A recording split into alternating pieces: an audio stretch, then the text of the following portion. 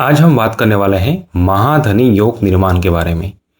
किसी भी कुंडली में अगर दूसरे भाव का स्वामी 11वें भाव में आ जाए या फिर 11वें भाव का स्वामी दूसरे भाव में आ जाए या फिर दोनों में आपस में परिवर्तन हो जाए, जैसे कि यहाँ पर दूसरे भाव का स्वामी बनता है शुक्र, आगे है 11वें भाव में, और 11वें भाव के स्वामी बनते हैं शनिदेव, आगे हैं दूसरे भाव में, और दोनों ने यहाँ पर राशि परिवर्तन करा हुआ है।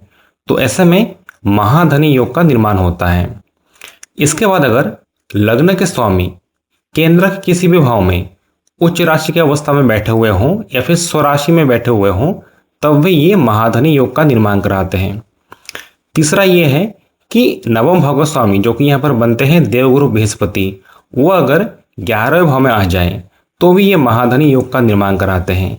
या फिर दूसरे भाव का स्वामी अगर नवम भाव में, या फिर नवम भाव का स्वामी अगर दूसरे भाव में, या फिर दसम भाव का स्वामी अगर दूसरे भाव में आ जाते हैं तो भी ये महाधनी योग का निर्माण करा देते हैं। बस शर्त ये है कि ये जो ग्रह हैं ये किसी भी तरह से पीड़ित नहीं होना चाहिए और बलवान होकर बैठना चाहिए, तभी इस योग का पूर्ण फल व्यक्ति को प्राप्त होता है। धन्यवाद। आज के लिए बस इतना ही।